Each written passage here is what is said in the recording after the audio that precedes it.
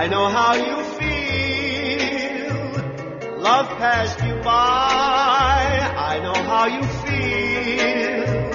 He's gone and taken your heart and left an ache in your heart that's hard to bear.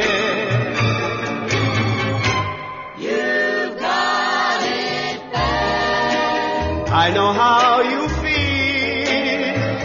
You thought you had something that was real, but when you finally awoke, your dreams had gone up in smoke and disappeared.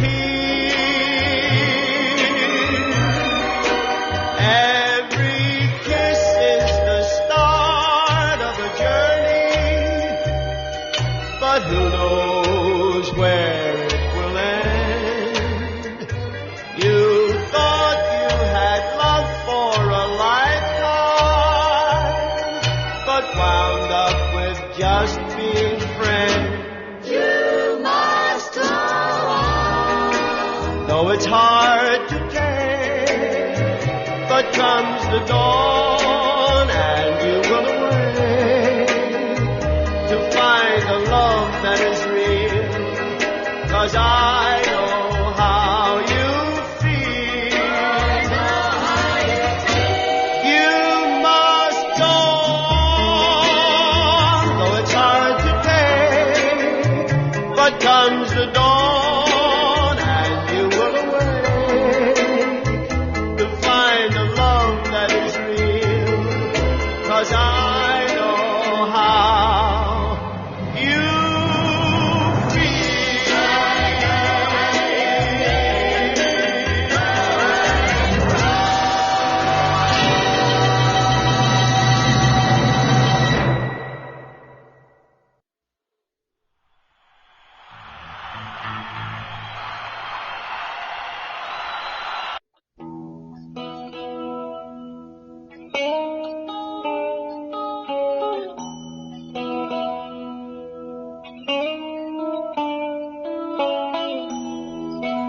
Here am I, children. Oh, where I go. Don't ask why, children. Know that I know.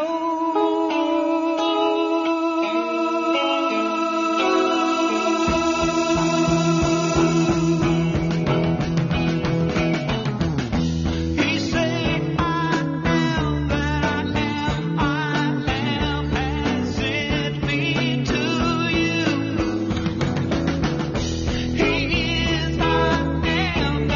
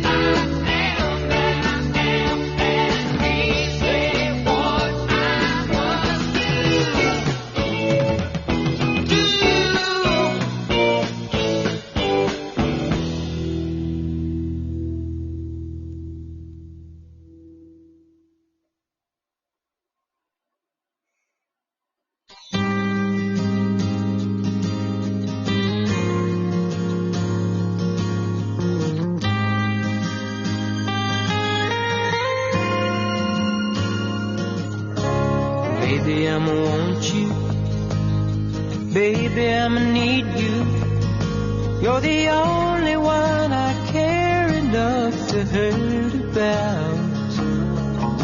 Or maybe I'm crazy, but I just can't live without your loving and affection, giving me direction, like a guiding light to help me through my darkest hour. Lately I'm a-praying that you'll always be a staying beside me. Used to be my life was just emotions passing by, feeling all the while never really knowing why.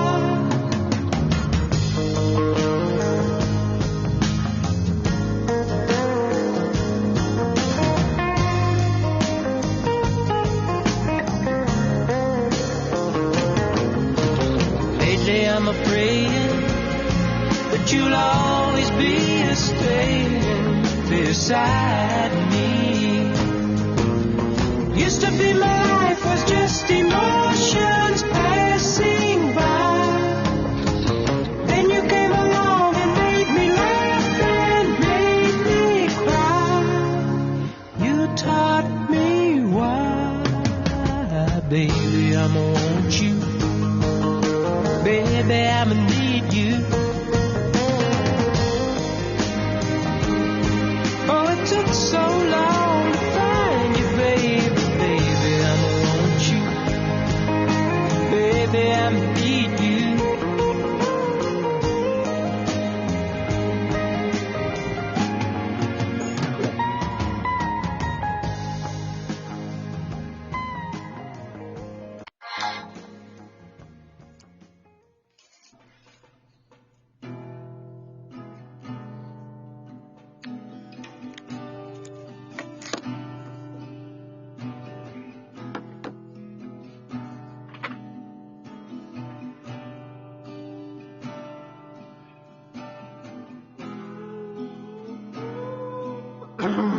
Не увожу, ну ладно.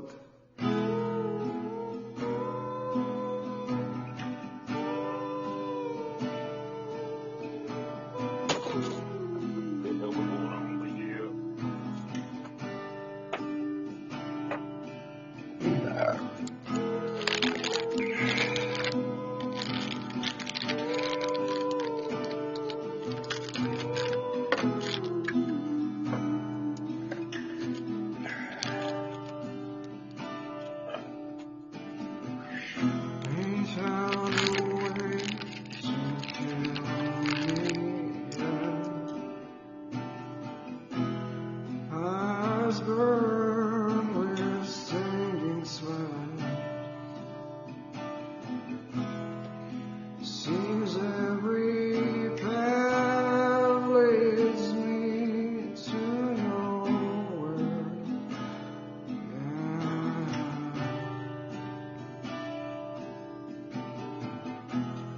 Wagon kids, household dance. Army's green was no sedan. The bullets scream to me from somewhere.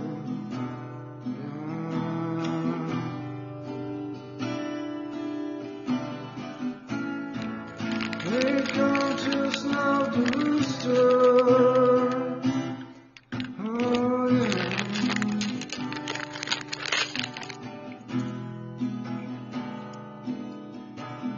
Yeah, here comes the rooster. Yeah.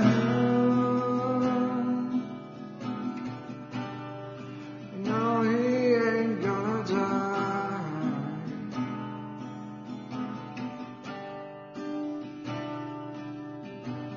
No, no, no, no, no.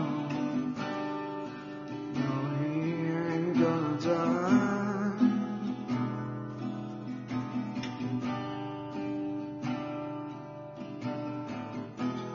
Walking tall machine gun spit on me in my homeland. Gloria, send me pictures of my boys.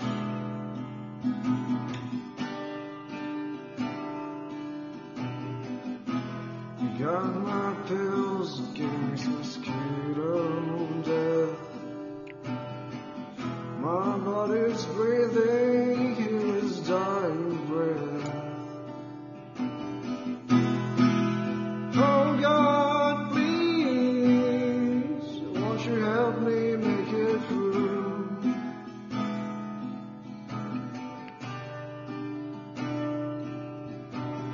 Here they come to snub the rooster. Oh, yeah.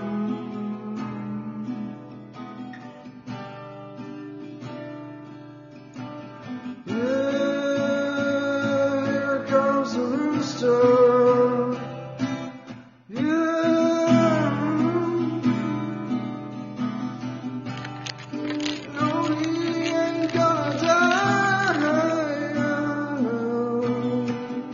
No, to było, blядь, недостаточно высоко. No, no, no, no, no. No, he ain't gonna die.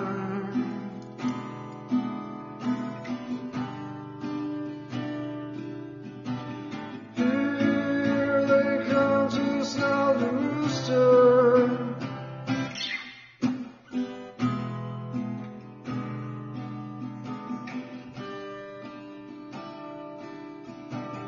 Here comes the rooster.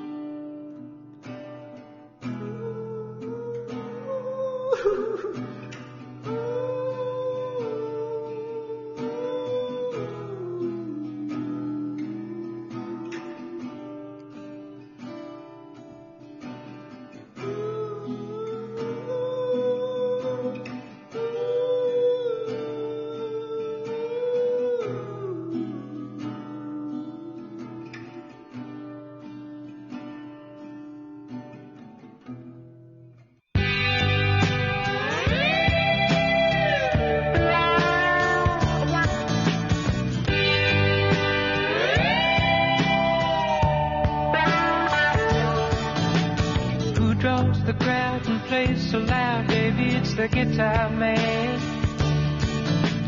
Who's gonna steal the show? You know, baby, it's the guitar man. He can make you love, he can make you cry. He will bring you down and he'll get you high. Something keeps him going miles and miles a day to find another place to play. Night after night, who treats you right, baby? It's the guitar man. Who's on the radio? You go listen to the guitar man. Then he comes to town and you see his face. And you think you might like to take his place. Something keeps him drifting miles and miles away, searching for the songs to play. Then you listen to the music and you like to sing along. You want to get the meaning out of each and every song. Then you find yourself a message and some words to call your own and take them home.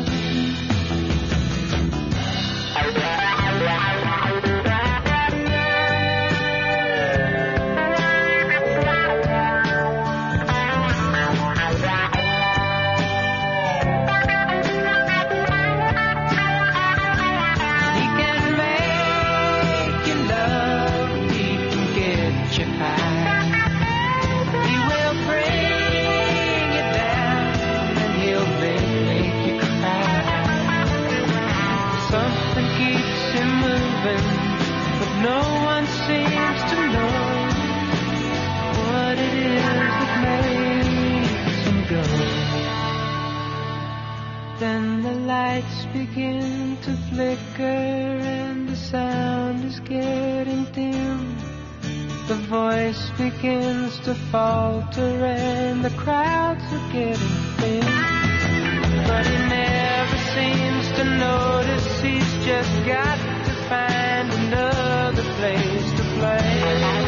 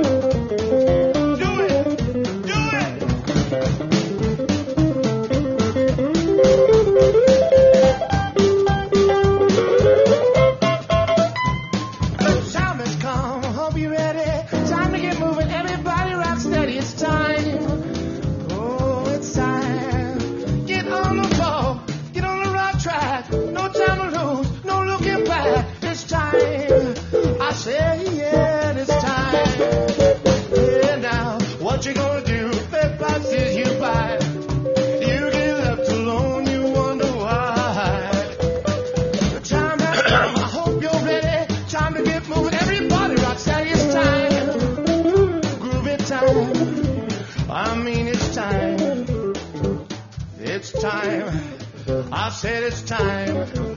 I mean it's time. Whip it! Yeah!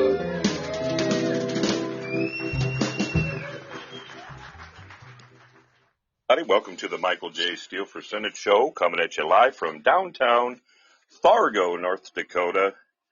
And what a day I had today, I'll tell you what. It was something. We'll get to that in a minute. It is 6:29, Saturday, February 19th, 2022. This show is being sponsored by Bernadette Hoven. She donated $500 to the program last Monday. Thank you, Bernadette. That money goes a long way for the campaign, keeps this show on the air. Also, we got $500 from our friend in Ohio, Cynthia Warnham-Tilson. Thank you, Cynthia. And that was back in September 26th of last year. And then our good friends from Romantics, Adult Sex Toys, $50. So thank you, guys. They were on the show. Joey was on the show last week. Well, a couple weeks ago, and he said he'd send in $50, and he kept his word. So thanks again.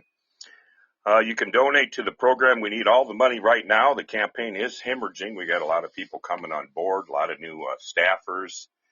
We got our campaign headquarters right now. We got to keep going also in Fargo, and then we got one right now in D.C. We opened up last week. So we got a lot of money going out. We're hemorrhaging right now. If you could go to www.michaeljsteeleforsenate.com, there's a little icon there on the home page. On the left side is small. Hit that. That'll take you to Act Blue and donate everything you can right now. It's going to take all we can get. And also, if you can go to Act Blue and type in Michael Steele, I'm that guy from North Dakota running for the United States Senate, and I'll tell you why it's critical that we get all your donations right now with just about 8.5 months ago in this campaign. It's getting down to the nitty-gritty. June 14th is the primary. I was out at West Acres Mall, had great experiences this Wednesday and Thursday. Got a lot of people signed up on the ballot there. So we're about halfway through getting our signatures now for me to get on the ballot, which is good news. So the people are coming through. They're helping me out. And I guess we can get on, and I'll tell you what's going on here. I got a call 2 days ago from Mark Haugen, political leader of the Democratic Party at Bismarck, said, come to Bismarck. We're having a big rally Saturday at 10 o'clock. And so, okay, I made plans to go to Bismarck, but we had bad weather. So the roads were shut down last night, and I couldn't go. So I got on the website, and I looked. There is no convention going to be in Bismarck. There was none. And the funny deal is Fargo and Cass County had the big one where a whole bunch of different districts were going to get together and do the big one here in Fargo, which last night was the last night to register to go. So I lucked out, and I registered. And I'm thinking, wow, that's weird. If I'd have been in Bismarck and drove all the way out there to go to this thing, it didn't even exist. I'd have missed the big one in my own hometown here in Fargo and Cass County, the big one where everybody's going to be at, and so I wound up going to the one in Fargo. I didn't go to the other one. And then, so I wound up going to the one today, and I'm sitting there at the convention in Fargo with a bunch of districts, and I get they start talking like who the guests are and blah, blah, blah, blah, and all of a sudden they start saying that they're one of the candidates they're going to endorse is this Katrina Christensen, this lady that just got on in the campaign and on Valentine's Day, the 14th of February. Well, they're not supposed to endorse any candidates according to rules of the Democratic Party in North Dakota until after the convention, which is March 27th, 28th, 29th, and 30th in Minot, North Dakota, which I'll be going to. But anyway, they had her, they were endorsing her today at the convention here, which I went to in Fargo. And Heidi Heitkamp, our former senator, was there. And so I just kind of put two and two together. Heidi got a lot of money. She raised $39 million against Rick Berg when she won her Senate race. She lost, actually, to Kevin Kramer, who's in there now. And she had a lot of money left over, probably $9-10 million. And she's pro-women, and she wants to get a woman in there. And I'm sure she wanted to get this Katrina Christensen in there. And I'm sure she's behind this because she's got a lot of money, and she's kind of like a leader in the party now because she was our ex-senator, But I did help Heidi get elected. I've helped Earl Pomeroy, many, many people in the last 25 years. This other lady come out of Nebraska. She's kind of a carpetbagger, not from North Dakota. Been here a couple years, maybe a year tops. Says she's a member of the party. Nobody to this day knows her, but they were endorsing her today in the convention. But anyway, what I did, I made a stink at the convention, in front of, a lot of people, a lot of leaders made a stink, got my airtime, blew up, they let me speak, and then some woman jumped up and said, your time's up. You've had enough time. And I talked and talked and talked and talked. And I fought and fought just to get my airtime. But I'm so, Democratic, this is the North Dakota Democratic Nonpartisan League. Well, they sure are playing partisan, okay? This is the party that Earl Pomeroy built, and Byron Dorgan and Kent Conrad, a great party. And I don't know, the new people that are running it got to get it together, and I've been telling them that. But I'll tell you what, it was pretty darn partisan when they got a lady right now that isn't even in this district. She's from Jamestown, North Dakota. She shouldn't even be here, and they were endorsing her in Cass County. And then Heidi Heitkamp was actually here today stumping for her, and talking. And it's like, but I got my say, and I got my 2 cents in. And basically they're acting like I'm challenging her, this lady, when I've been running for 4 years, and I had to correct them on that. I said, this woman is challenging me. I'm the declared candidate. This lady doesn't have a website. She's not registered in the state or with the FEC. She comes out of nowhere, and I know Heidi Heitkamp is promoting women. And then one lady act like, I said, this lady's got a lot of irons in the fire right now. She's a mother of like a bunch of children. She's a college. She's teaching in college. She's got all these other things she's involved in. Now she wants to be a senator. Me, my children are grown up. I got a 33-year-old son and a 28-year-old son I help raise. They're both out doing their own thing. I don't have anything holding me down. I have a small business that I'm going to give to my son. Will run it when I leave, my art antique business. He's said he'll take it over when I go. It's all set up ready. It's a turnkey business. He can have it. They'll run it. Him and my ex-wife can have it.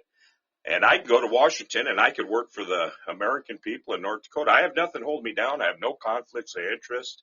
I don't have little children like this woman does and babies, and I don't have to teach college. I won't have all these conflicts. I can concentrate on the people in North Dakota. And I said that today, and a lady just jumped me and said, well, what's wrong? You think people with families can't run a country? And I said, ma'am, anything I say right now, I didn't want to run against a woman, and I didn't want to split the Democratic ticket. And everybody here, most of you people were on my website, on my Facebook site, and you knew I was running. And you didn't even mention me, and you act like now I'm a challenger against her.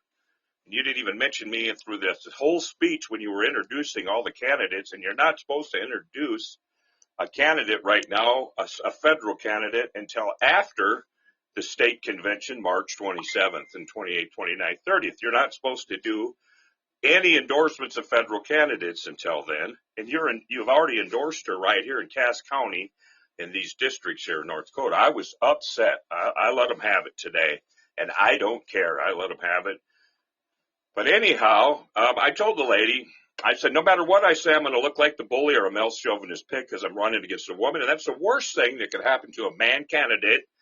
And actually, I got that from a woman politician that's my mentor, and I'm not going to mention her name, that was a politician in North Dakota, a lady, the most successful lady politician in North Dakota history for 50 years, won every award, did everything, told me the worst thing that could happen to you is these assholes are going to throw a woman in on you. I'll probably do it because that's how they do it. They cut their own throat, the Democratic Party in North Dakota. And that's just what the hell they did, and they're going to split the ticket. But I'm going to stay until the end and fight like hell.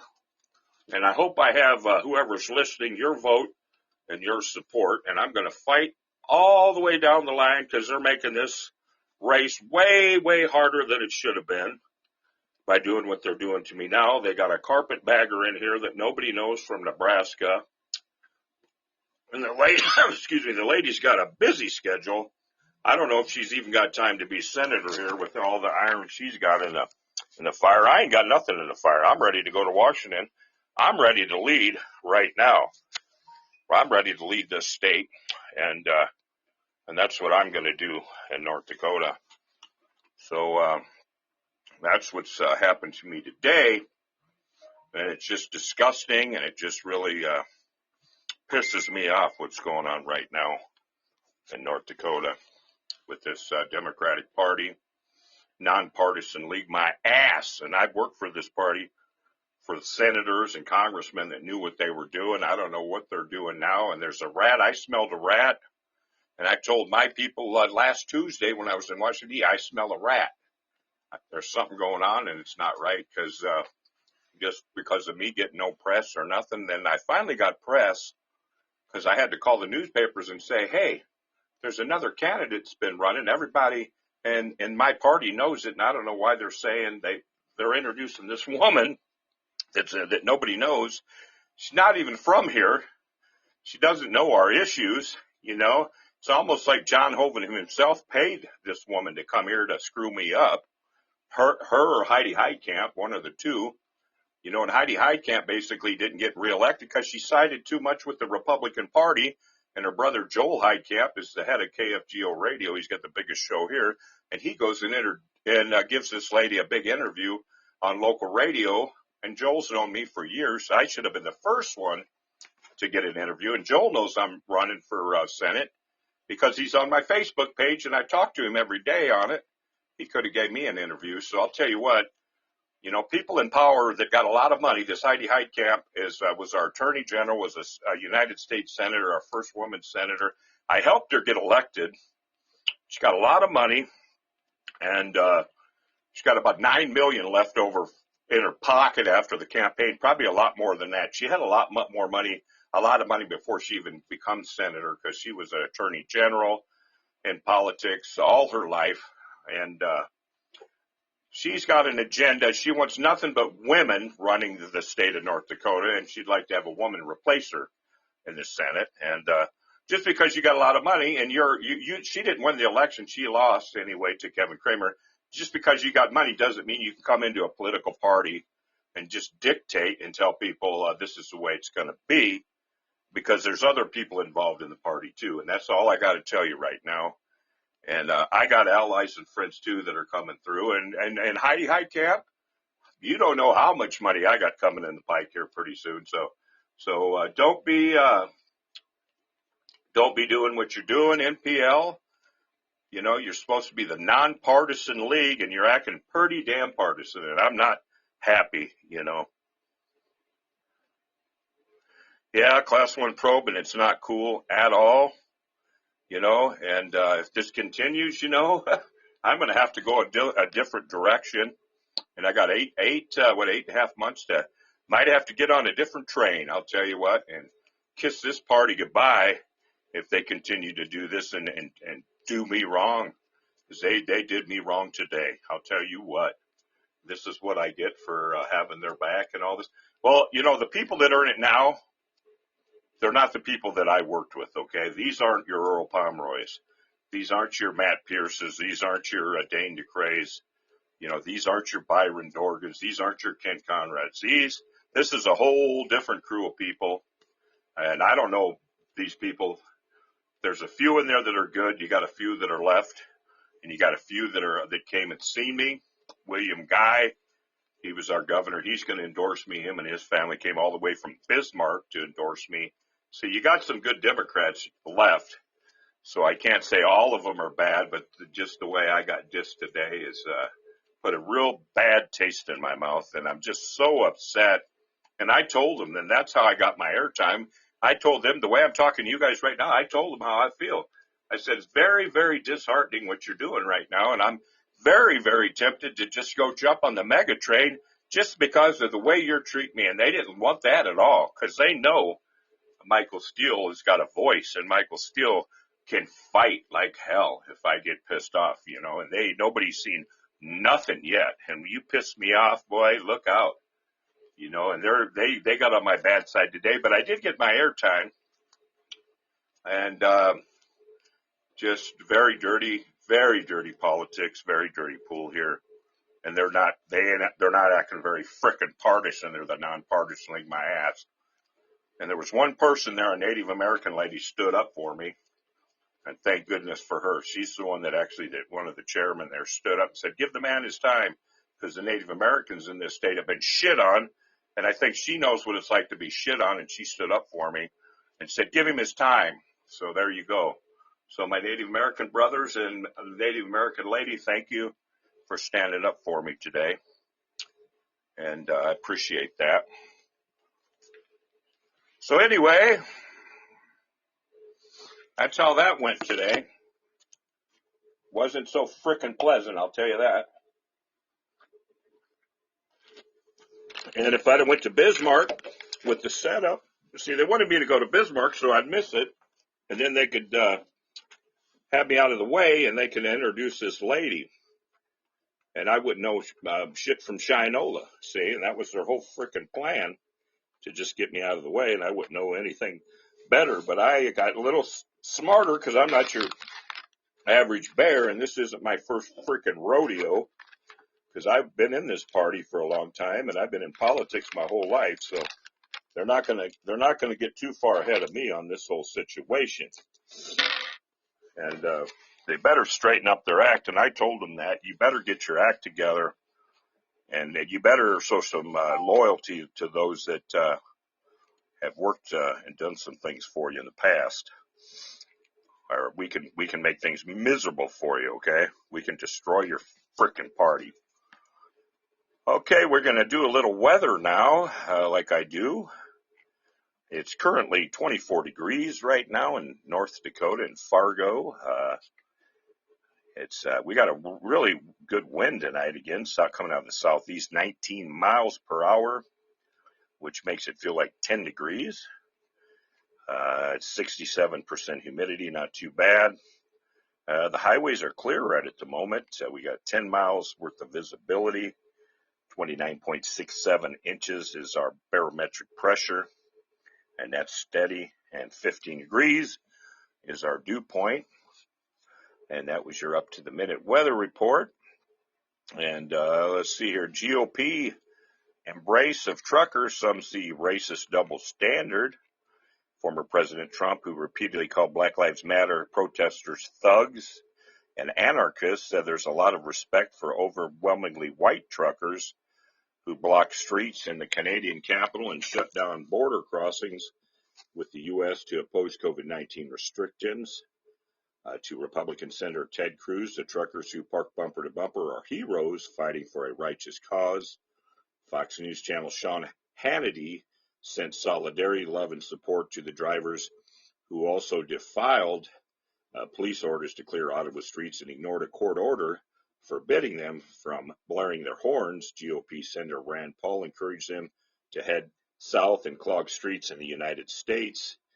The embrace of truckers by some of the nation's most prominent conservative voices has drawn accusations of hypocrisy and allegations that GOP leaders apply a racist double standard to large protests, including the January 6th insurrection at the U.S. Capitol involving a mostly white crowd of Trump supporters. Earlier this month, the Republican National Committee called the January 6th attack legitimate political discourse, but only months after the insurrection, Trump, Cruz, and other conservatives excoriated protests against police brutality and racial injustice that were largely peaceful, with some instances of looting and unrest. This shows again that there is just an unequal right to express dissent in the United States, said Karine Pita-Lore, a professor at Boston University School of Law. She called conservatives support two-faced, saying the conservatives appear to support a white conservative rights movement, but when you have Black Lives Matter protesters on the street, they are thugs and they scare you. Conservatives counter there's a double standard on the other side, that liberals support the idea of protesting until they disagree with the cause. The Canadian protests, known as the Freedom Convoy, were declared a national emergency and an illegal occupation of the Capitol. 4 weeks, the drivers blocked streets to oppose vaccine mandates for truckers in Canada and other pandemic restrictions. They also blocked U.S. border crossings, inflicting economic damage to both countries. Canadian police began arresting protesters late Thursday when they picked up 2 key protest leaders. Officers returned Friday morning, going door to door along a line of trucks and other vehicles after sealing off much of the downtown area to outsiders. Some protesters were led away in handcuffs. Conservatives say there's a clear distinction between the Canadian protest and instances of violence during protests after the killing of George Floyd by a white officer in Minneapolis, including buildings set on fire in the city of Portland, Oregon.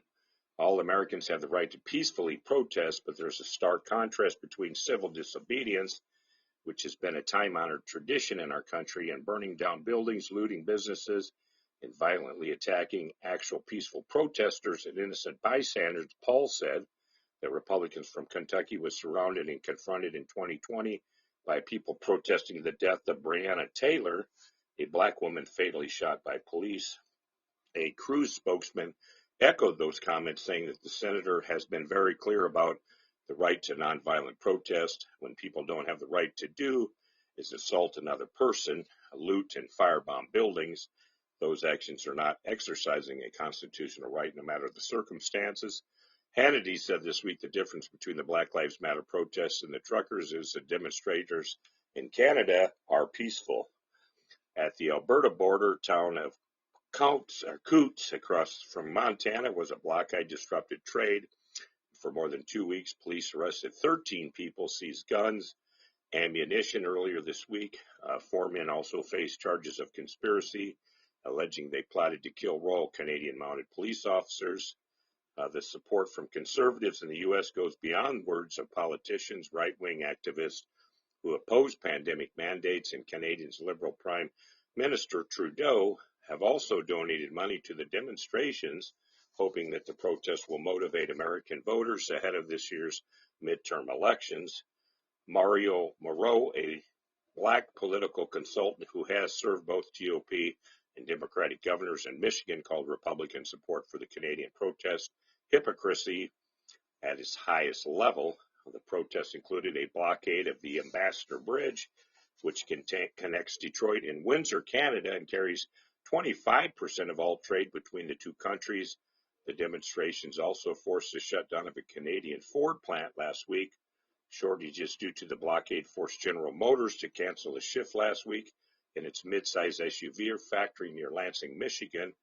Police broke the blockade at the bridge, the border's busiest and most important crossing, last weekend, arresting dozens of demonstrators. There's no way that supporters, especially Republicans, can justify the funding support, the moral support, and the political statements they are making by supporting these tactics.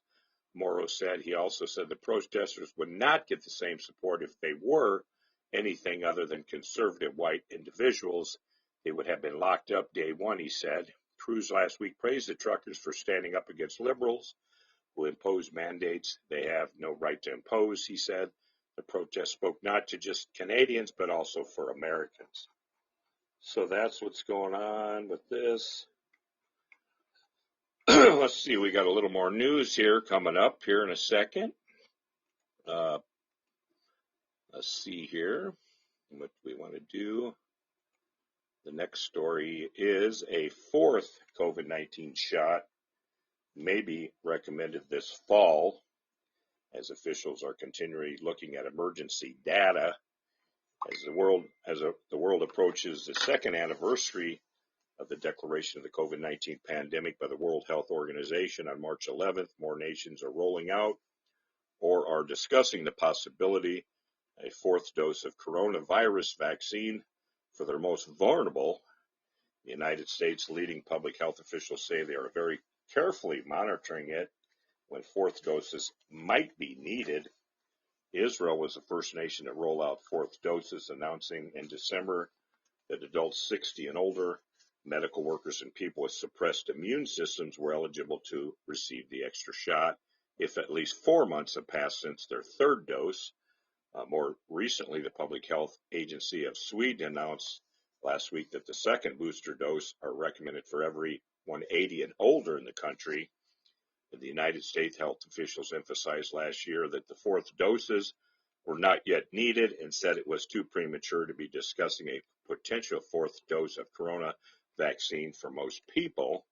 Now the U.S. Food and Drug Administration is indeed continually looking at the emerging data on the pandemic and variants in the United States and overseas. In order to evaluate the potential utility and composition of booster doses, FDA spokesperson Allison Hunt wrote in an email to CNN on Friday.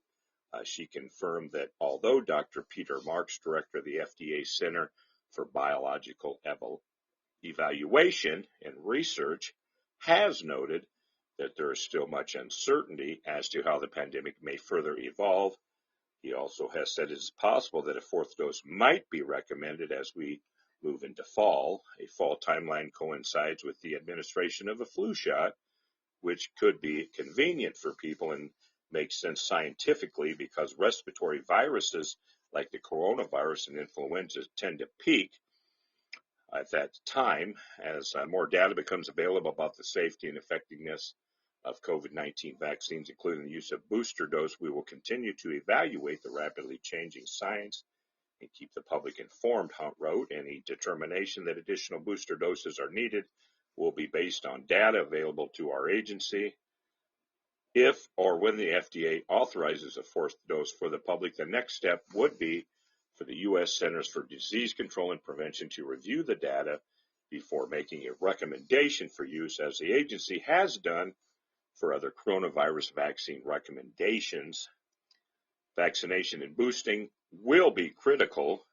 The United States has seen significant improvements recently on COVID-19 cases, hospitalizations, and death. As of Friday, cases were down 44% from the prior week.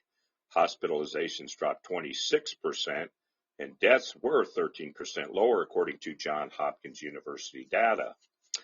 Vaccination and boosting will be critical in maintaining the downward trajectory, particularly when you're talking about the red curve of severe disease leading to hospitalization. Dr. Anthony Fauci, director of the National Institute of Allergy and Infectious Diseases, said during a White House COVID-19 task force briefing Wednesday.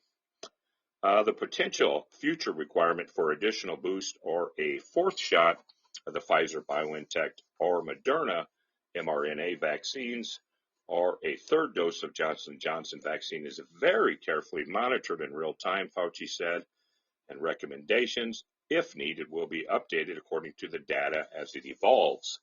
The CDC has no recommendation of fourth doses of the coronavirus vaccine for the general public, but the agency updated its guidelines in October to note that certain people who are moderately or severely immunocompromised may receive a fourth dose of the Moderna or the Pfizer BioNTech vaccines.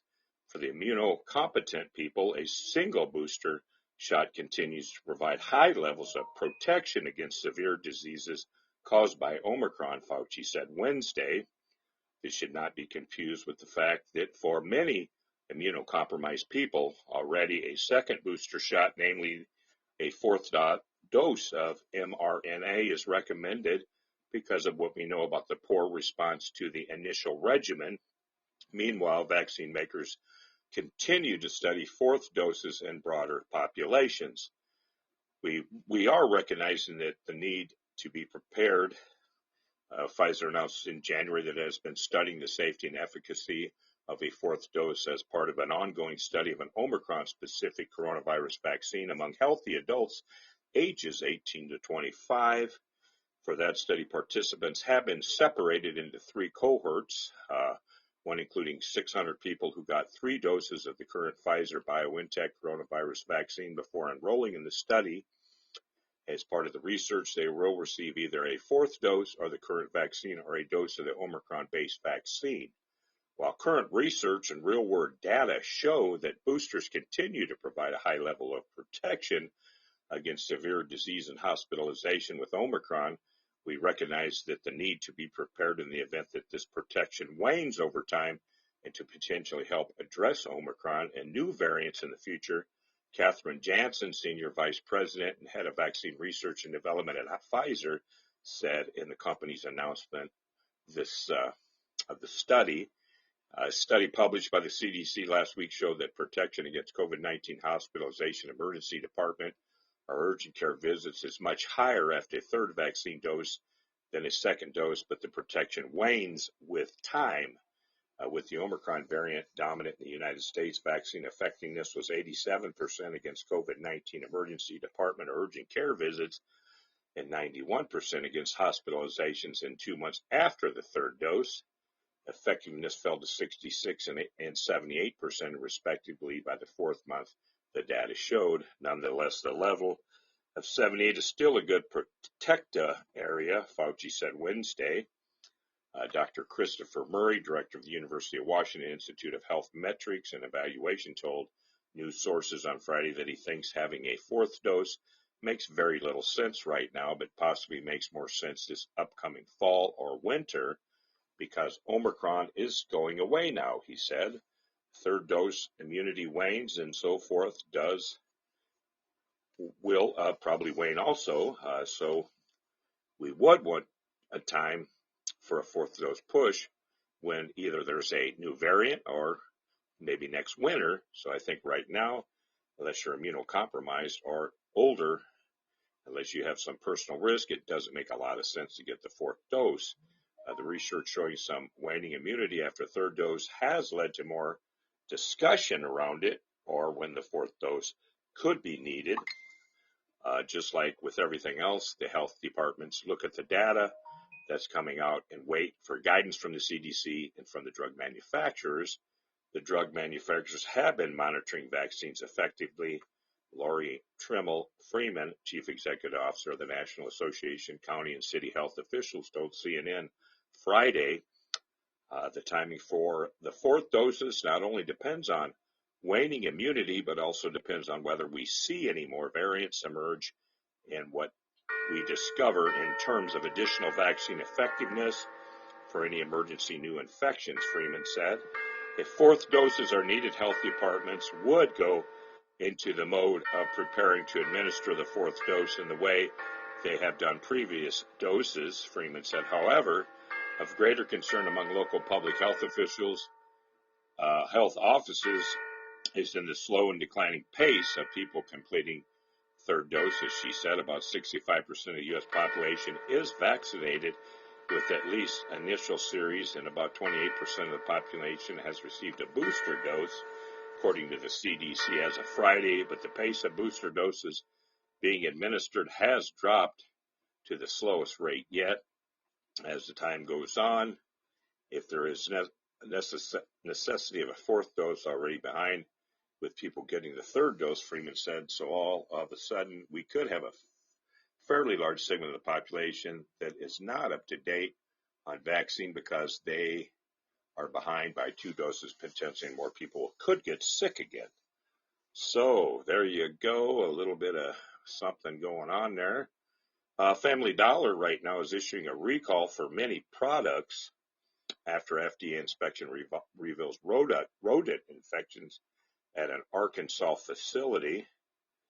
The U.S. Food and Drug Administration Friday issued an alert that various products purchased within the last year from Family Dollar across 6 states may be contaminated and unsafe to use. Items ranging from dietary supplements and medication to cosmetics and pet food may have been exposed to unsanitary conditions at a Family Dollar distribution facility in West Memphis, Arkansas.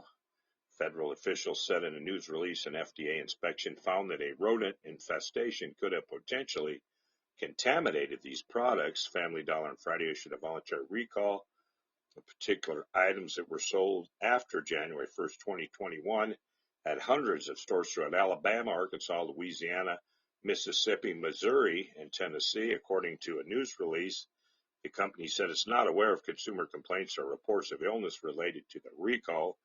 Family Dollar is notifying its affected stores by letting them check their stock immediately to quarantine and discontinue the sale of the affected products. Customers that have bought affected products may return such products to the family store where they were purchased without receipt, the company said. But it doesn't mention anything about a refund here. I don't think they'll give you a refund, but you can return it. My friend just bought a phone there, and he went to, the phone didn't work. He went to refund it. They said, you got to call the phone company, which was Verizon, and talk to them to get a new phone. So they wouldn't honor it. they wouldn't let him return the phone. They said they don't return phones anymore, and he just bought it like 3 days before it just had quit working on him. Rodents are associated with salmonella, an organism that can cause serious and sometimes fatal infections in certain people, according to the company's news release. Families rely on stores like Family Dollar for products such as food, medicine. They deserve products that are safe, said Judith McMeekin, Associate Commissioner for Regulatory Affairs at the FDA. No one should be subjected to products stored in the kind of unacceptable conditions that we found in this Family Dollar distribution facility. These conditions appear to be violations of federal law that could put many families' healths at risk. The FDA advises people to throw away all drugs, medical devices, cosmetic, and dietary supplements, regardless of packaging. However, food packaged in undamaged glass or all metal cans may be safe for use after being cleaned and sanitized properly. The recall doesn't apply to products shipped directly to the stores from distributor or the manufacturer, including all frozen and refrigerated items, Family Dollar said. So there you go. So that's our news, and a little more than that, a little info on that partisan NPL nonpartisan thing I went to today. Let's see who's on the show. We got Prophet, Chan Devet, Big Tony, Michael Dane. How you doing, Michael Dane? Everybody, hello, hello, hello. The phone lines are open. Got an hour left in the show, so anybody can call in if they like. You can call in if you want to do that. That would be good. If not, I'm going to find something to talk about on the show because I just finished the news. I'll tell you what, let's take a little musical break, and I'll be back because nobody wants to call in. We can listen to a song. We'll take a little bathroom break. We can tip our waitresses, maybe go to the toilet, do whatever we got to do, and come back here in a minute. How's that sound? All righty, let's do that. We can, I'll see you guys in about 10 minutes.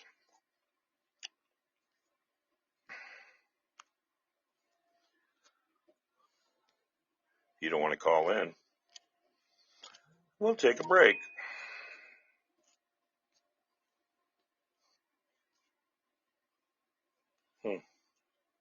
I found some songs. Where'd they go? Hey, Dane, how you doing, buddy? I thought I had some songs here. I don't know where they went. I had a couple good ones picked out here I was going to play. But here, we'll play that one, and we'll play this one. There we go. All righty. There we go.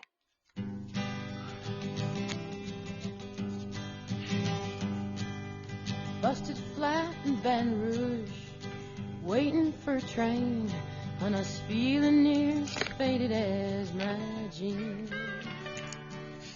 Bobby thumbed a diesel down just before it rained and rode us all the way to New Orleans. I pulled my harpoon out of my dirty red bandana. I was playing soft while Bobby sang the blues. Windshield wipers slapping time. I was holding Bobby's hand in mine. We sang every song that Javi knew. Freedom is just another word for nothing left to lose. Nothing, I mean nothing, honey, if it ain't free. Yeah, feeling good was easy, Lord, when he sang the blues. You know, feeling good was good enough for me. Good enough for me and my Bobby, yeah. From the Kentucky coal mine to the California sun, yeah, Bobby shared the secrets of my soul. Through all kinds of weather, through everything we've done, yeah, Bobby, baby, kept me from the whole world. One day up near Salinas, long, I let him slip away.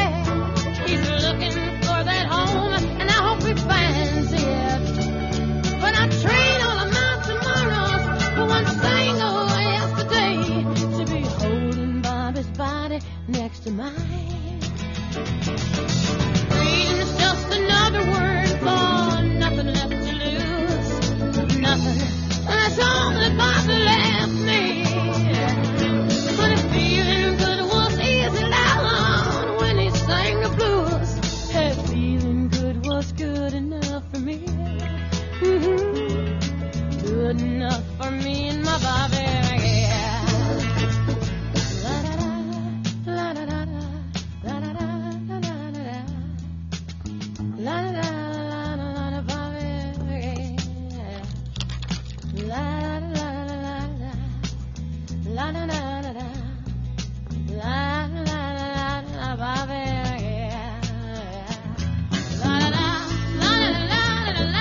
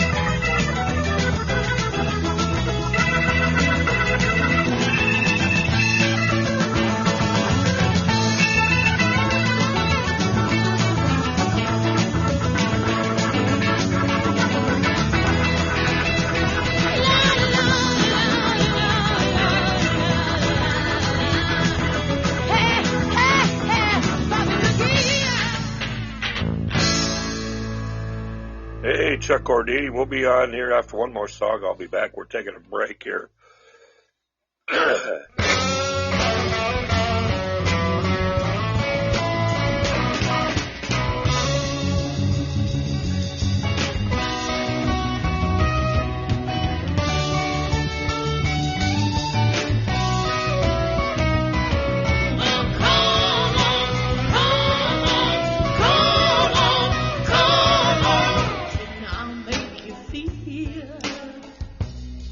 Like you on my own.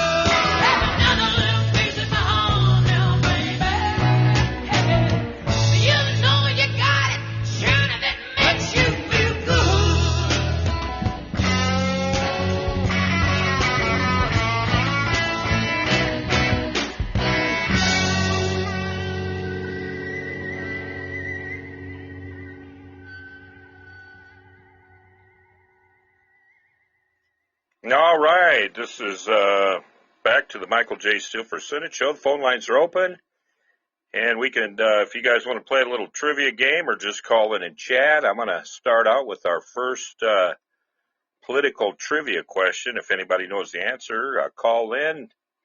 Our job as an Americans and as Republicans is to dislodge the traitors from every place where they've been sent to do their traitorous work. Joseph McCarthy. And was Joseph McCarthy, was he attempting to incite widespread fear in the communist nations, intensify the anxiety of the Cold War, deport members of the Communist Party, convict members of the Communist Party of treason, or identify members of the Communist Party in high-ranking positions of the American government? If anybody knows the answer, chime in. And in the next 3 seconds, if not, I'll give you guys the answer. 1, 2002, 2003. Okay, I'll read the question and I'll give you the answer. Our job as Americans and as Republicans is to dislodge the traitors from every place where they've been sent to do their traitorous work. And that was a quote by Joseph McCarthy, and the correct answer is identify members of the Communist Party in high-ranking positions of the American government. Okay? I thought maybe Chuck Cordini would get that one, because he knows where them communists are at in the United States. Here's our second question. The hearings conducted by Senator Joseph McCarthy in the House of Un-American Activities Committee investigated members of what political party in the 1950s? The Know Nothing Party, the Green Party, the Progressive Party, the Populist Party, or the Communist Party? That's just a simple, easy question. If anybody's got the answer, chime in, or just chime in and we'll start some dialogue here. And we'll give it about 3 seconds. 2001. 2002. Marcos has got McCarthyism. Dane said the fourth one. Chuck Cordini. Here he comes. All right, Chuck. What do you say, Chuck? Hey, Mike. I missed my answer choices. Okay. I'm gonna guess it has to do with communism. Right. Yeah, it's whatever it is. Yeah, it's the hearing conducted by Senator Joseph McCarthy in the House Un-American Activities Committee investigated members of what political party in the 1950s?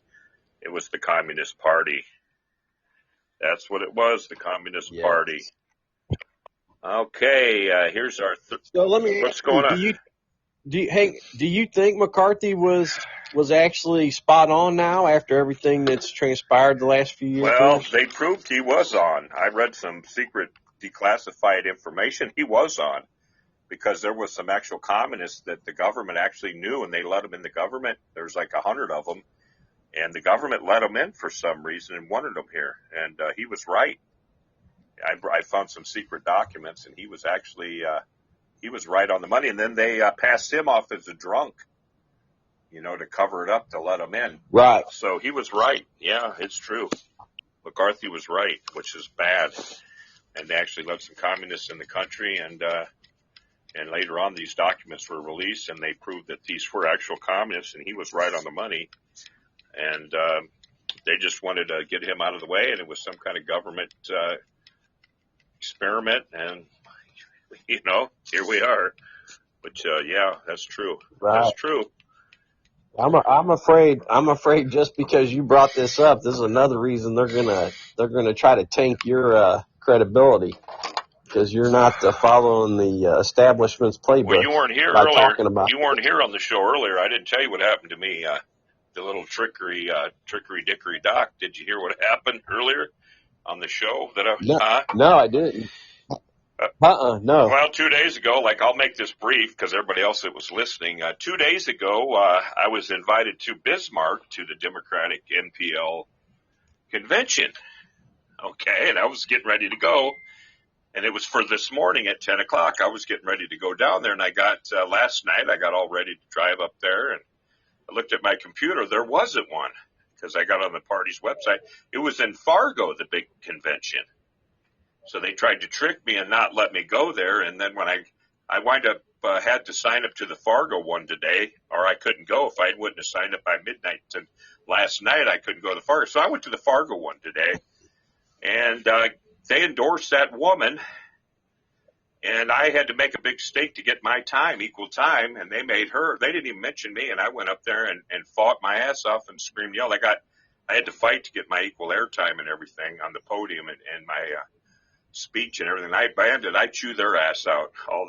There was about 11 different districts up there, and I had to fight to get I'm fighting, and they're basically they're not supposed to endorse a candidate. None of these districts and none of these committees until March 27th at the convention. They're not supposed to do it, and they endorsed this broad in my town, and it was a trick to get me to Bismarck so I wouldn't know about it. They were trying to get me out of town to a thing that didn't even take place. They used this Mark Haugen. Isn't that what the primary's for? Isn't that what the primary's for the people to decide, not the party? Well, the party's going to endorse March 27th, and the primary's June 14th. Okay, they have the party, they have the commit, they have the. We're going to have our convention March 27th, where the party picks. Okay, that's supposed to be the big one, where everybody shows up at the convention. They decide who they're going to endorse, and then the primary is when they have the big primary and everybody votes in the primary, the party primaries. We'll have the Democratic primary June 14th, and then April 2nd or 3rd is the Republican primary. So then the parties pick their candidates who they're going to endorse. That's how they do it. We're having our primary. So what are you going to do? What are you going to do? You just let them backdoor you. No, they didn't backdoor nothing. I got up and spoke, and I raised hell, and they gave me my time. I got my equal time. They didn't backdoor. They've already picked their candidate. They picked their candidate. And they're supposed to be the nonpartisan league, which is illegal. And Heidi Heitkamp was up there, and she's got $9 million left over from her. Did she give it to that Katrina? Well, I put two and two together, and I brought her out, and I said, Heidi Heitkamp, I helped you get elected. I've been with this party 25 years. You got this carpetbagger from Nebraska. And you've said you want to get women in the legislature, because you were the first woman senator, and you got all the money and the power. Sounds like they've already threw you under the bus, Michael. You're quick. You figured them out. You didn't go to Bismarck, and you stayed in Fargo. Right. That's very good. I beat them. Yeah. Very good. And I went there, and I got my. They're crooked. They're crooked, man. Yeah, right. And I demanded my equal time, and crooked. I got it, and I chewed ass, and I got my time. And you trust them still. They're not even your party. Well, you're more Republican than you are freaking Democrat. Well, Michael, that's what's sad. Well, the people there aren't even the crew that I had. My people were with Earl Pomeroy, Byron Dorgan, and my people are gone. These people I don't know what the hell they're doing. They're not. It's supposed to be. You know what? Can I say something, They're not Michael? being very nonpartisan. I'll tell you what. They're not being very. Can I say something? Yeah, go ahead, Michael. Can I say something? Because you allow people to talk. And I find this very troublesome that you've been campaigning in your own party, and I've told you this before, and me and you've had discussions on this. They haven't backed you, and you're out here. You're beating the pavement. You're talking to people. You're going out, and your own party has another agenda. Okay, so what I'm going to tell you is your big cousin.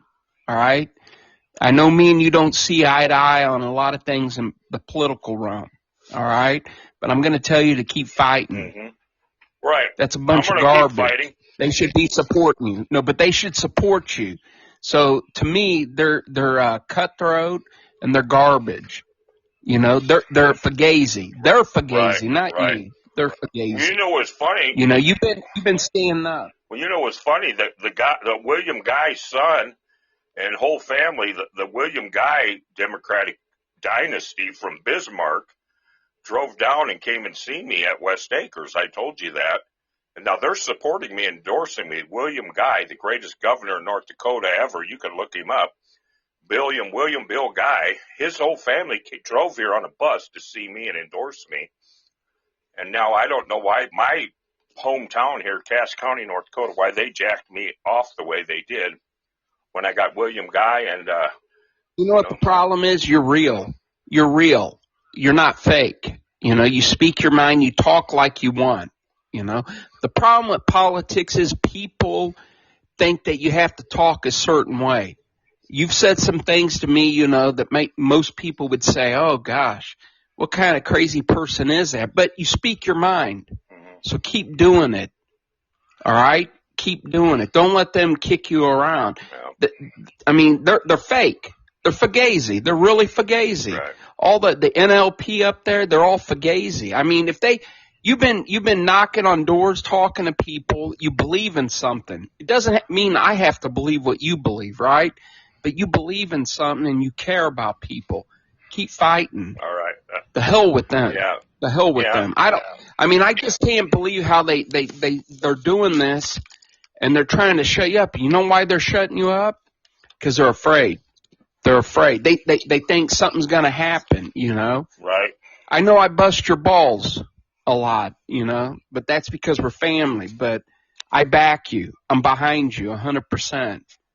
Don't give in to this crap, and you keep fighting. I will. Thank you. But that's what's going on, and I couldn't believe it. You know, it was disheartening, and I told him that. I told him this is very disheartening for what I've been going through, and I've been a member of this party for 25 years. I got most of you people in this room elected. I've knocked on doors. I've done everything, jumped through hoops for you guys. And here, now that I need you, you guys double-crossed me like this. I told them that, you know, and then I got my airtime. I blew up. But remember, it's politics. We grew up in this. Yeah. We know what they're doing. She's their carpetbag. It's Heidi Heitkamp wants a woman in there, and that's what it's all about. You know, they did it. This lady announced on Valentine's Day, like the Valentine's Day Massacre, because I'm an Italian-American, and they want to make it like a mob hit because they know I'm Italian, and that's what they did. That's what they did. They don't know nothing. That's why they did it. They don't know nothing. They did it on Valentine's Day. Yeah, but they don't know nothing. Well, that's why they did it. Forget about that. Well, that's why they did it, like a St. Valentine's Day Massacre. And I didn't want to run against the woman because you filed. A woman. You filed. You're on. Right. You filed. You provided all your documentation. Right. You provided every contribution that's been donated to you. You've done everything right. All right. It's the American dream. Exactly. You've done everything right. Right on. You followed all the regulations, all the laws for election. You keep fighting. If they're going to bring somebody in and do this, I mean, and to be honest, and we've talked about this, John Hoeven, I mean, the guy, this lady's a freaking professor from another state. An adjunct. What kind of part-time. is that? She's a part. You know? Yeah, right. She's an adjunct. But it's sad. It's sad that they're going to try to bring somebody in that isn't even from the state, didn't grow up in the state. So she was a farmer, you know. What's that got to do with anything? She was a farmer, you know. She grew up as a farmer. Carpetbagger. Right? We call them carpetbaggers when they do that. They're called carpetbaggers. Well, let's be nice. Let's be nice. You know, John Hoeven, he was the governor of your state, right? So he has at least that. He's from your state, your opponent, right? But right now, who do you have to deal with? Katrina and Rick Christensen. Becker. You don't have to deal with him. Too. Rick Becker. No, you don't have to deal with him right now. They went after this guy to shut him down day one. They went after Rick Becker. Yeah, but your party's putting another candidate up, and they're sending you off to another area of the state that don't exist to show up, so you're not there when they're trying to nominate and promote this person. And I forget about them. You got it, and I beat them. You should show up to every event. You should show up to every event. I'm gonna now. I'm gonna have to. And make sure that they see you. I'm gonna have to. You have to, yeah. No, I got to. I have to. Yep. You've been doing this for 4 years because you believe in something, and now you have these people that throw somebody in January, end of January, beginning of February, and that's going to be the candidate. 14th. And then they act like they don't know you. The 14th. Yeah. Here's the worst part. They said they didn't know you. They didn't know you. How don't they know you when you file with the federal election? Well, the lady that commission out there, the lady that took over the party started like a month ago. The new chairman don't know anybody. I don't know her, but everybody else in the party knows me. and they don't know this broad, that they don't know this lady. People I've talked to said that we don't know who this gal is from Nebraska. I said, what church she go to? I don't know. They don't know anything about her. The other party members that used to work with me, that with the Democrats, said we don't know her from hide from hair. You know, they don't even know So our let me ask you chairman. a They don't even question. know our new chairman, this Laurie Dronin. Well, They let don't me know ask you a question, Michael J. Yeah, I don't live in North Dakota, right? So I right, can't right. vote and anything. But so come March, the weekend of March, I think it's March 24th through the 27th, 20, Monday, yeah, whatever it is, it's in March, end of March, right? You're supposed to have the Democratic NLP supposed to meet, yeah. and at that point they can nominate somebody. Is that That's correct? when they endorse the candidate, and that's who gets the money, you know, the party's money, the big money for the Senate. Okay. Has anybody from the NLP, Democratic NLP, spoke with you? Well, they did today. Yes or no? Today they did. They had to. Yeah, because you made Yeah, them. today You they made did. them. You showed Yeah, up. today they You did. showed up. But I mean, say you didn't show up.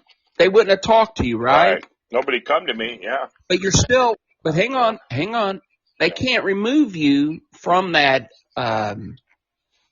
ballot that they're going to have at the NLP, Right. correct? MPL, nonpartisan Because league. you've already filed. Right.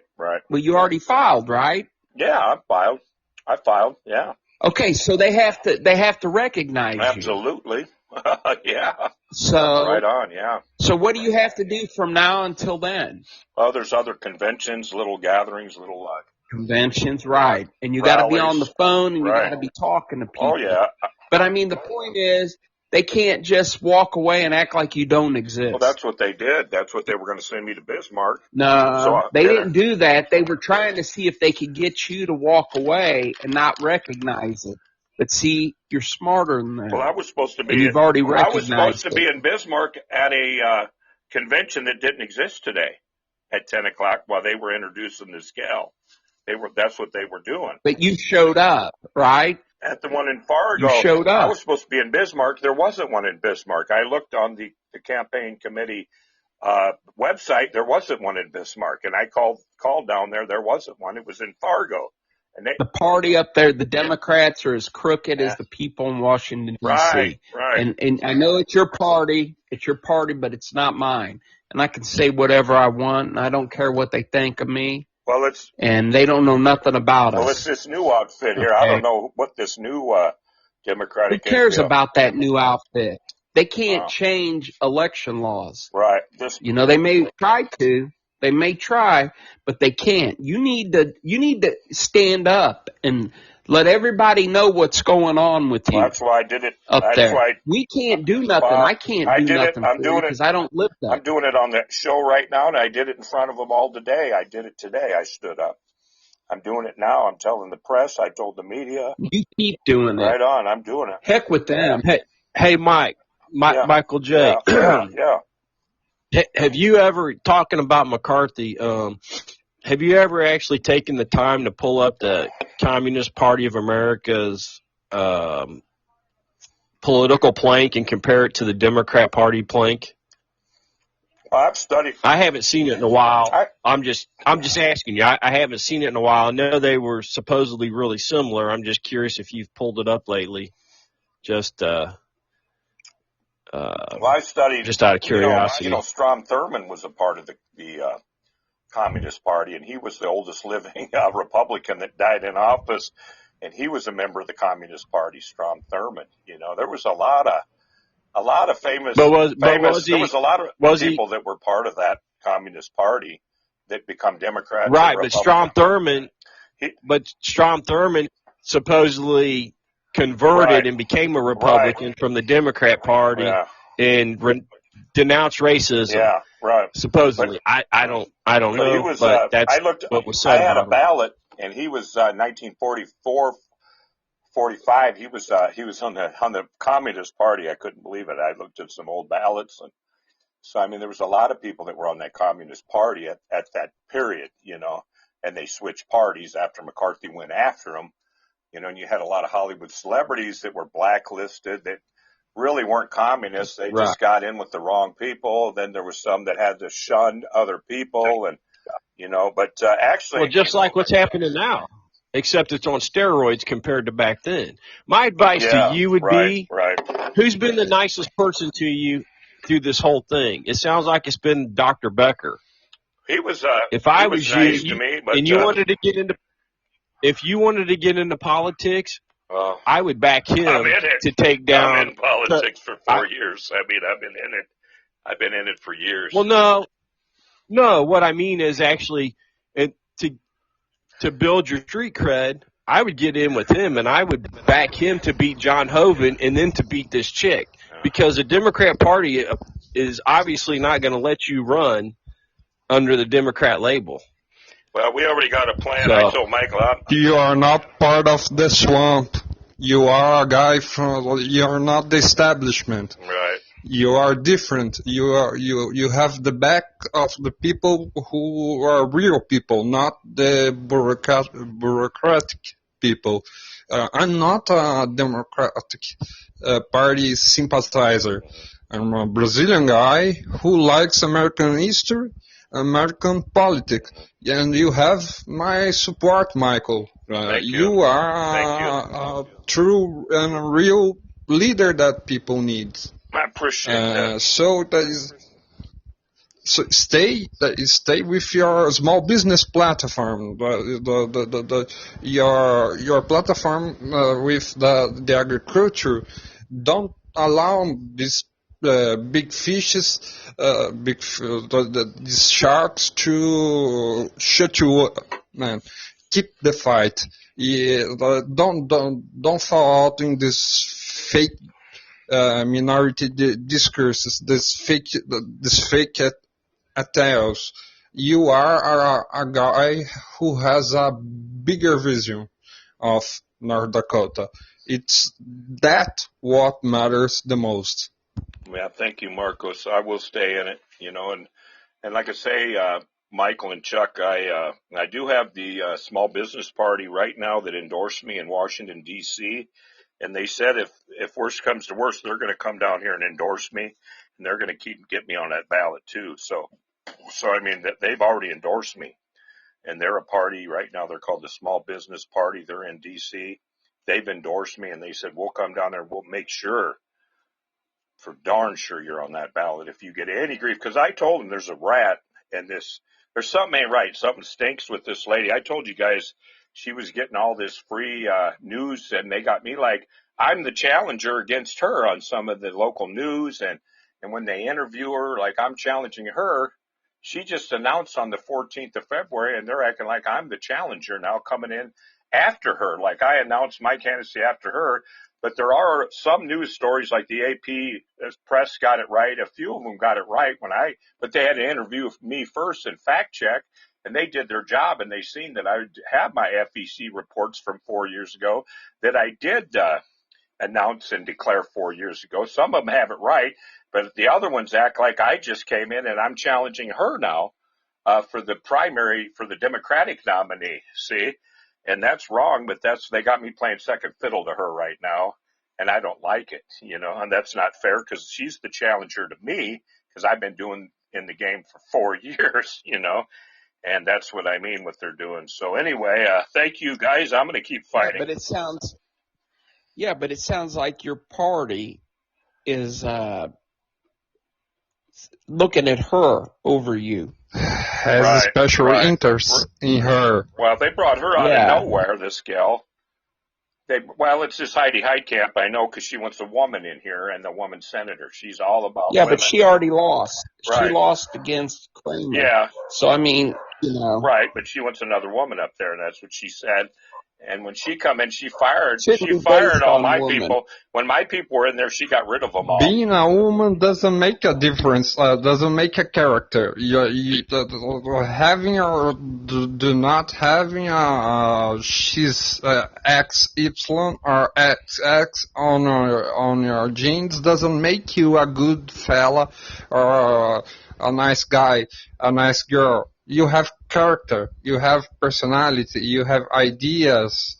This is what makes policy an interesting game. It's not about who you are in physical. issues. It's about what you think and how you think. Right, exactly.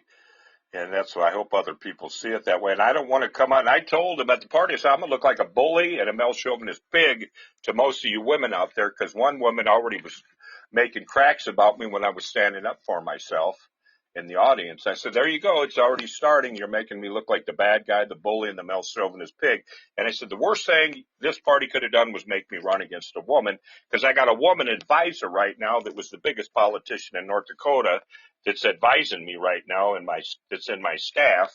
She was the biggest politician out of North Dakota, 50 years. She did everything here, and she likes me, and she wants to see me in there because she likes the platform that we're working with, and she's actually kind of helping me. And she said the worst thing could happen to you right now is if you had to run against a woman, because you're going to look like a bully, and you're going to look like you're a male chauvinist pig, and that's what happened, and that's exactly what they did to me on the 14th. She was telling me this before this happened, that I... Sure, you're not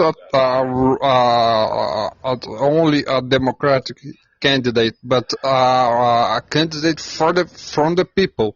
Right. You are not a Democratic Party guy. You are an American guy.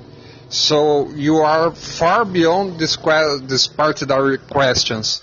You're far beyond these sexual questions. You are a guy thinking in everyone's lives, not just about minority life, this gender life. It's not about it. It's about all people. Right, and that's what I hope people understand that in my state here, and that's what I want to happen in North Dakota. I hope people understand that, Marcos. And but there is a big push right now in my state for years to get more people as business owners and as government officials, and that's been a push. It's a mandate here, and it's been that way for years. If you're a woman in North Dakota, there's a mandate right now with the state to become a small business owner. You come to North Dakota right now, and they'll give you money to start a small business. It's part of a mandate, and to become get into politics, and that's just the way it is, and it's a bad time for me right now for what had happened with the party, what they did to me, but I'm going to stay in, and I'm going to try not to look like a male chauvinist pig or a bully, and but I fought back today, no matter what, and I just basically look like you don't care. Yeah. Look like you have to look like you don't care about it. Yeah. This little pig game. Yeah. This little dirty game. It is. Yeah, it is you dirty. are above that. Yeah, it is dirty what they did, and I called it out. I called them out. I did today, and it's a shame they got to do this to me. And they didn't want me here, Marcos. They wanted me to be driving to Bismarck and then get out of my car and not find this convention that didn't exist. It was a setup to get me down there, and it wasn't there. So I'd missed the big one in Fargo where I should have been. And it's awful what they did. And then the guy that called me down there, he didn't even answer his phone. So, yeah, but I beat him. I've been in several campaigns here in Brazil. So what can I say to you more than this? It's politics. Right, right. They are going to do what they have to do to shut you down. Yeah. Man, and what can I do? Yeah. I can support you. I can offer my help, and the ways the ways that you need, because you are the kind of political man that not just America needs, the whole world needs. You are here listening to us. You are here listening to a crazy Brazilian guy on a Saturday night, and still you are here, man. Right. Listening to us. So you are truly a politician. You are a truly man from the people. And I've learned a lot from you, Marcos, about Brazil, too, that I wasn't aware of. And I hope you recover. Marcos was robbed, you guys, yesterday, and he couldn't believe it. I had talked about it the night before about him getting robbed, and then the next night he got robbed. Ain't that something, Marcos? That's terrible. But I hope you're okay now. How's things going today? I stayed, wake up until 11 p.m. Yesterday from today, talking the bullshits in in Podbean, here in Podbean. But I'm more light. So I'm feeling more relieved, if I can say that. You are hearing cars passing out because I'm waiting for my pizza. Sorry. Oh, okay. Marcos, you guys, is a Sicilian, has ancestors in Sicily, I found out, and he loves pizza and he loves spaghetti, and we were talking about it on the show yesterday, and so he could be one of our cousins from Sicily. I thought that was interesting, so pretty neat. I never knew that, but he gave me a lot of interesting history about Brazil yesterday, and it was unbelievable. There's a lot of Italians in Brazil, just loaded with Italians, so it's a pretty cool place to be. A beautiful country, a lot of poverty, a lot of crime there, though. And when we abolished the slavery, it was the Brazilian apogee of coffee in the whole world. The coffee was the first product here in Brazil to export and making our economy going on. So when we abolished the slavery, the Italian hand of work, it's that correct, the expression, hand the hand of work.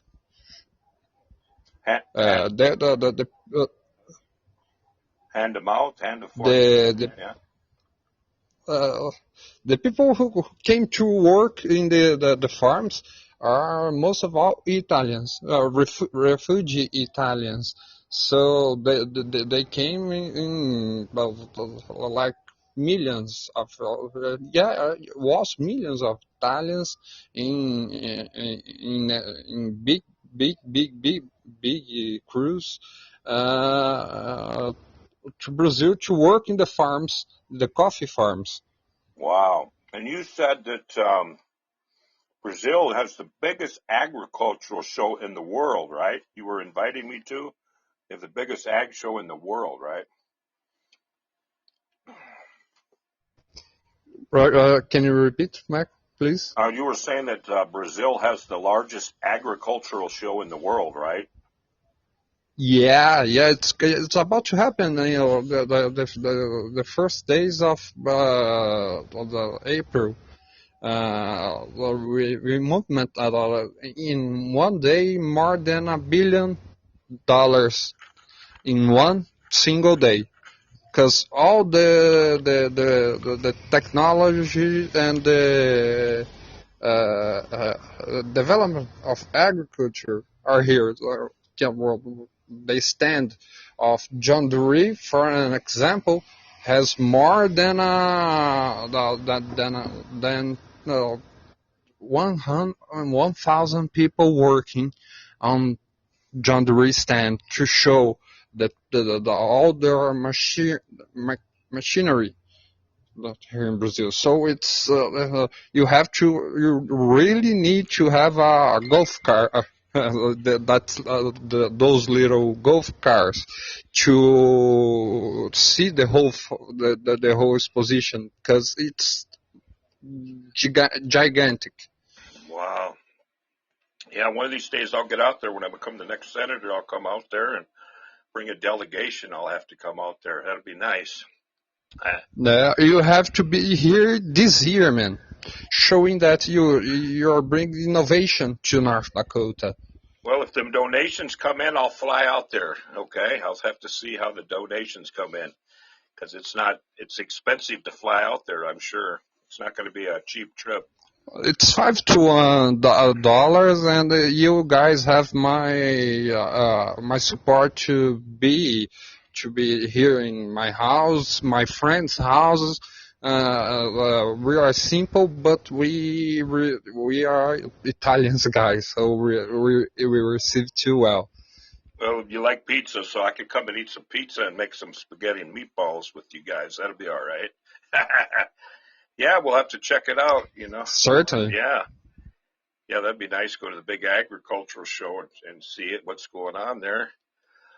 Yeah, I got to get to I got to do a lot more campaigning here until, well, we got the primary. Then it's, you know, we still got a lot to go up till November 8th. So I'll be campaigning a lot. And then that's it. We find out. You know. Already talked to the exposition sponsors, and they like it, the idea that a senator candidate from USA coming here and appreciating the biggest. You can type it on Google. Agri show. I'm gonna write it just so you guys can see the dimensions what I'm talking about. It's unbelievable the size of the fair, the exposition. Okay, well, yeah, we'll check that out for sure, Marcos. Yeah, that sounds awesome. Yeah, you guys got it going on over there in Brazil. That's quite a country, I tell you. Lots of stuff going on in Brazil. How you doing, Shannon? My friend Shannon's here, our friend. If you want to come in the show, come on in, Shannon. Say hi. We'd like to talk to you. Yeah, we got Big Tony still hanging in there. Hey, Big Tony, how you doing? Yeah, a lot going on here on the Michael J. Steele for Senate show. If you like the program, go to www.michaeljsteeleforsenate.com and you could donate, or go to Act Blue and you could donate $20, $40, $50, $100, up to $5,600 to the campaign. We need a lot of money. Now I got to go see Marcos, so I need money to go to Brazil and bring a delegation of my staffers over there. So that's going to cost a lot of money. So that'll be our goal. Project Brazil, get over to the agricultural show there. And that's going to cost a lot of money too. But your donations could help us go over there, and maybe we get some trade with Brazil, get a lot more trade. Yeah, Shannon. Yeah, you may. Hey, yeah, go ahead. Did Marco, what did he like Bolsonaro? Yeah, I am a supporter of our president. And if I'm correct, is he kind of considered like the Trump of Brazil? The media put this label on him, but he was a former military guy. He has nothing to do. In perspective, he has nothing to similar to Trump. He is a pragmatic guy. I was talking to Michael yesterday. He's black, white, and is white. Yes or is yes, no is no. It's a military perspective. He's very, very, very different than Trump. In matter of politics, than Trump. Okay, that's cool. Good to know. You know, it's nice to hear. Just curious hearing it from somebody who actually lives there. Yeah, Chuck. Well, Mike. Yeah, go ahead. You need to fight for the North Dakota people, and like Marco said, just be a real guy. Everybody's sick of the BS political. My friend across the aisle, and this and that. That to me, that's a red flag now. Whenever politician says my friend across the aisle, that means they're part of the establishment. Right. They're not there to fight for anybody. They're not there to fight for the people. They're there to fight for their collective power that they have between each other, regardless of party affiliation. Right. So, that's why, like I said, if it looks like they're not going to back you and they're going to sink you just to get this lady in, then I would join Becker's team to take out Hovind and then take her out that way, and then get into If you need to look like Trump in some aspects to be competitive, you should do that. Well, I'm in it to win it. I'm in it to win it. I got my party too. Small business party, like I was saying, Chuck, are going to endorse me out of D.C. They've already endorsed me. They're going to come in and take over. They said if I get dissed by the Democratic NPL of North Dakota, they're going to come in and put me on a ballot. So they're not screwing around. I venture to guess most small business people are conservative, and you line up more with the conservatives than you do the liberals, because like I said, if we pulled up, I wish we had Starbuck to pull up the two planks of the Communist Party and the planks of the Democrat Party. I would bet they mirror each other, and that's just not you. You're not the old Democrat Party's gone. It's the Communist Party just under the Democrat label. And I'm the Democrat Party we knew is gone. I'm the Common Sense Party. Gone. I'd be the Common Sense Constitutionalist Party, and the Small Business Party is what I'm all about. The Constitutionalist, Common Sense, party. It's common sense. It's what it really amounts to. The people must know that, must know you are above these little party issues, this little party,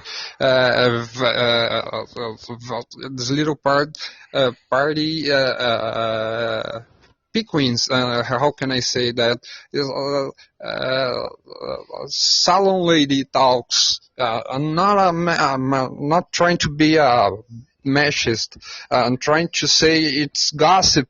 It's idiot form of thinking. Right, and that's what happened to me. Yeah, that's exactly what went on. And it's terrible. People they're supposed to be nonpartisan league, and it's partisan as hell. And when I worked for Earl Pomeroy, and when I worked for Byron Dorgan, Kent Conrad, leaders in the party, this was not tolerated, this kind of stuff. It'd never be tolerated, this kind of behavior and backbiting and double cross, because that's what nonpartisan means. Look it up in the dictionary. Look what nonpartisan politics means. Well, it's happening. It's happening on both sides. Look at the Cheneys. I mean, it's happening to any Republican that's standing up for the people. They're being attacked by the inner circle, which is made up of a group of elite Democrats and Republicans. So it's us against the elite establishment, and that us meaning Democrats and Republicans who love America and want America to succeed. It's us against them. Right. And within surprisingly, the Republican side, I think, the momentum to throw out those worthless ones like Cheney, the Bush dynasty, and all that is got more speed and momentum than the Democrat equivalent at this point. So, and like I said, they're attacking you because you don't line up with their BS, and you're not going to fall in line with their crap. So they're going to just you don't belong to the system. Right, they're not going to tell me what to do. Yeah, I'm not going to let them dictate my campaign, and they're not going to dictate my policy. I'm not going to let anybody dictate to me. I'm not going to do it. Just like I'm not going to let a lobbyist write my legislation for me when I'm a legislator, and that's what a lot of them are doing now. A lot of the lobbyist groups are writing the legislation now for the legislatures for a price. They come up and they hand a legislature $1 million. The lobbyists write the legislation for the legislature, and he's not legislating. He's collecting a check now, and he's basically doing what they tell him to sign on. And they say, well, you sign yes or no, up or down on that, and we're going to write the legislation for it. And here you go, and their lawyers write it. And like I said, I want to write the legislation. You need maybe a good lobbyist. Here in Brazil, we are not supposed even to say the word lobbyist. Because here it's like a dirty thing, but it's the need, the ways that people and institutions, the third sector, the small business has to go to the capital to achieve some issues that they wouldn't have those people to talk that should be intermediate these issues. Yeah, you need lobbyists, for a point, but some of these lobbyist groups are they're literally writing the legislation for the legislatures now. A lot of them are, and they're doing it for a price in America, And they tell the legislature, the senator, the congressman, here's $1 million. We're going to write the legislation. We're going to hand it to you, and you got to do the up or down vote. And here's $1 million for your campaign, or 100,000 or whatever. Then you are corrupt if you let this happen. Well, it's legal. It's legal corruption. They do it now in our country, and it's called legalized corruption. It's legally corrupt, and it's allowed now in America because of the law changes with the Supreme Court allowed it, and that's what's going on in our country now. It's legal corruption. I didn't know that's a good thing to know, because the lobbies here in Brazil are made from lawyers, from judges, former judges. The major advocacy firms are lobbyists. Yeah, and what you got to do, see, if I'm a legislator, I'm supposed to write the laws with my staff and my team, and some lawyers will be on my team, but we're supposed to write it, and we're supposed to know what's in it. We don't have someone else, a third party, write it for us for a price. See, we're not paid prostitutes to the highest bidder, and that's what I'm not going to be, a paid prostitute. I'm not going to be the highest Congress that money can buy. That's what we have right now. Right now, we have the best Congress money can buy. You are not going to be Nancy Pelosi. Well, I didn't say that. You said it. They're all on the take. Not all of them. Not all of them. There's some good ones in there. There's some that don't do it, but there's a lot of them. They're making a lot of money right now, but it's legalized corruption, and that's it. And I saw a documentary in HBO called "Drain the Swamp." Right. It's biased, obviously, but says a lot of those stuff. Well, we're gonna be going off the air in about 2 minutes, guys. I'm gonna do another show if you guys want to come back. There's Chiba. We got 2 minutes. I will come back. We got 2 minutes, Chiba. What's on your mind? Nope, nothing. Just thought I'd jump in and say hi to everybody tonight. I guess I'll join the next show. Are you coming on? You guys coming back? Chuck, Michael, Marcos? I'll be back. I will. We'll come back in about might as well. We got to let the 2 minutes run out here. This is the Michael J. Steele for Senate show. I come on the air every Monday through Sunday. I come on about 8 o'clock, 8 to 10. Tonight I did an early show because I was disgusted of what happened to me tonight. And I figured I'm going to do 2 shows tonight, just get this off my chest, because it was bothering me all day what happened to me at the convention. I'll let Michael tell you. What happened? Well, we're running out of time. I ain't going to have time to tell you, Chiba. Well, I'll let Michael tell you what happened, and I don't want to keep rehashing it. His party is gone crazy. Right. They're bringing somebody in from another state to run in North Dakota and build them up. It's all politics.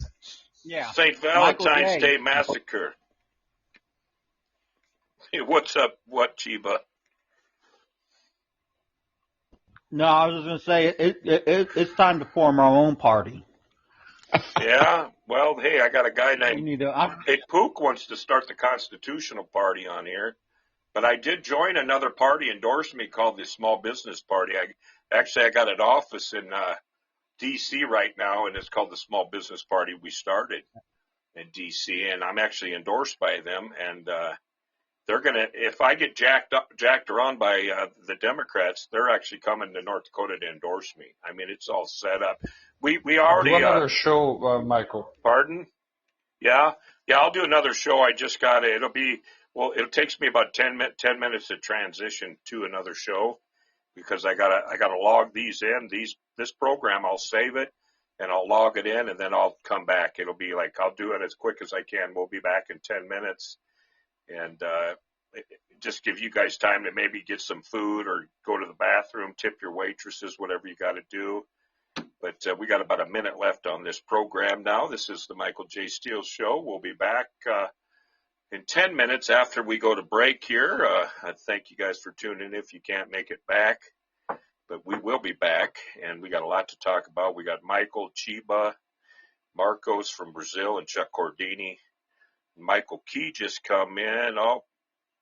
Oh, good. You can bring all your racist stuff in the world you want to bring in now, crazy person, because we're going off the air, you piece of junk, you. Look what he's writing on my board. This guy here, he thinks he's really cute. We're going off the air, brother. Yeah, look at this nut job. It's not troll. It's not Michael Key. Really. Oh, I hope not. I don't know. It could be that Michael Key guy. He said he had Tourette's. Yeah, no, it's not Michael Key. Isn't? I can assure you. Oh, okay. Yeah, the troll thinks he's pretty smart. Look what he's doing. Oh, my Lord, this guy. You are something else, Mr. Troll. Why don't you